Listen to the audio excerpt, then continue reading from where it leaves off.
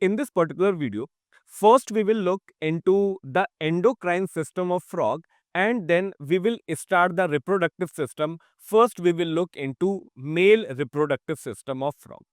So talking about the endocrine system has different endocrine glands, the names of which are similar to humans. First endocrine organ is the pituitary gland. Second endocrine organ is the pineal gland. Then will come thyroid gland. After thyroid, there will be parathyroid gland. Then there will be thymus gland, and there will be adrenal gland. So these glands are pure endocrine glands. Apart from these pure endocrine glands, there will be heterocrine glands also which will be present. Heterocrine gland will be pancreatic islets, and the second will be gonads. So if we talk of these endocrine glands, then the names are exactly similar to what is present in humans. After this, starting the reproductive system of frog. So first we will talk about male reproductive organs. So in the case of male, testes are the main organs.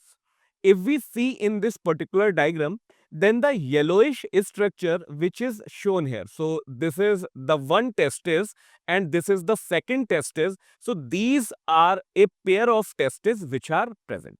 The color will be yellowish. These will be ovoid in shape. And if we see in the diagram, then testes are associated with the kidneys. So these brownish structures shown here are the kidneys. So each testis will be attached to upper part of kidney, and there will be double fold of peritoneum by which testis will be joined to the kidney, and that double fold of peritoneum is called as mesorchium. So mesorchium will join these testes to the kidneys.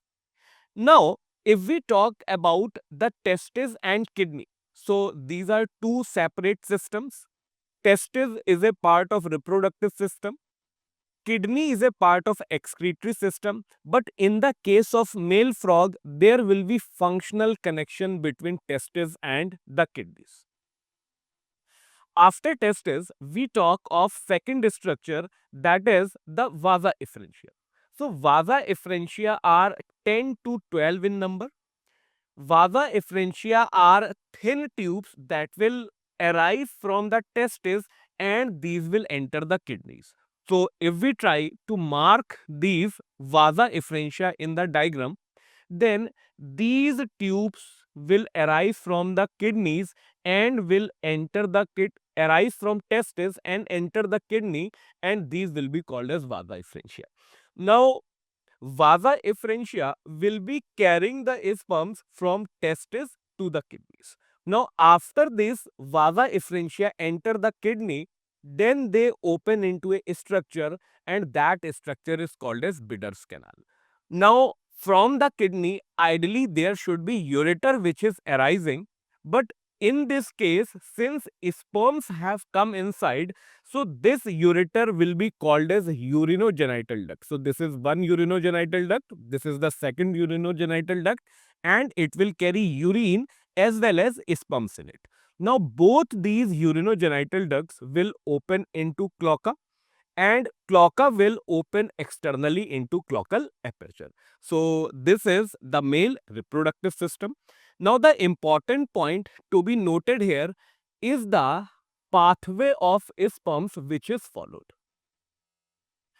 So this pathway is important over here. So if we talk about the pathway, then the first there will be testis.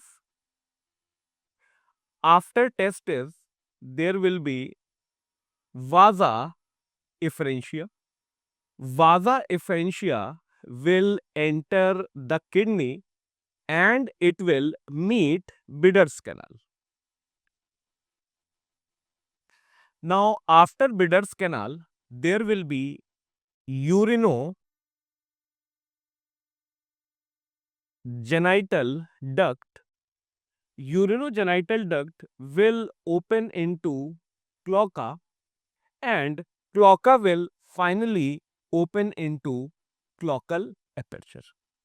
So this is the pathway of sperms which is present in the case of male frog.